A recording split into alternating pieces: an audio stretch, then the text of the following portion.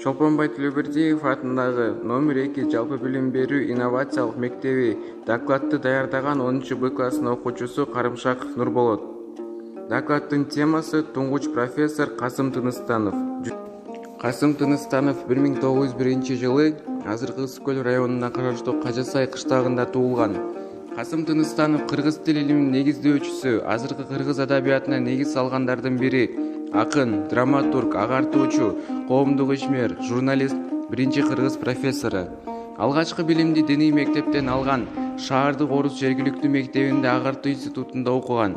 Эркин Тоо гезитинин жооптуу редактору болуп иштеген. 1927-30 жылдары Кыргыз СССРдин эл агартуу комиссары, 1928 жылында жаңы маданият жолунда журналды уюштурууга катышып, 1931 жылга чейин аны жооптуу редактору болгон. 1931-37 жылдары Кыргыз маданият курулуш институтунда илимий кызматкер, сектор башчысы, директордун милдетин аткаруучу, ошол эле учурда Кыргыз педагогикалык институтунда окутуучу, кыргыз жазма адабиятын жана илимий тил таануу баштоочуларынын бири. Кыргыздын улуттук жазуусун иштеп чыгууга, асыресе араб алфавитин кыргыз тилине ылайыкташтыруу, араб алфавитин латынча, латынчаны орус алфавитине алмаштыруу иштерине да катышкан. Адегенде казакча, кийин кыргызча жазган ырлары Алматы жана Ташкентте казакча чыгуучу газета журналдарга жарыяланып, 1925 жылы Касым ырларынын жыйнагы деген ат менен Москвада жарык көргөн. Мисалы, улуу манасчы Саякбай Каралай уулунун айтуусундагы Манас үчөлдүгүн толук жазып алуунун демилгечиси жана уюштуруучусу болгон. Манас эпосун орусчага которуу ишине катышкан.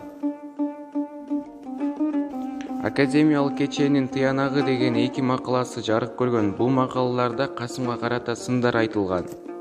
1938 жылдын 5 ноябрында СССР Жогорку аскер сотунун жабык күчмө сессиясында Касым Тыныстановго 1921 жылдан тартып улутчул Алаш Ордо уюмуна, андан кийин буржуячыл, улутчул, диверсиялык, зыянкеч, социалдык Туран партиясынын жетекчилик тобуна кирген деген күнөө менен коюлуп, атууга өкүм кылынган. Өкүм тез аткарылып 7 ноябрда атылган. 1956 жылы аялы түрдүбү тиешелүү органдарга кайрылып, 1957 жылы СССРдин Жогорку аскердик соту 1938 жылдын 5 ноябрындагы чечимин жокко чыгарган. 1958 жылы 22 январда аны партиялык жактан акталган.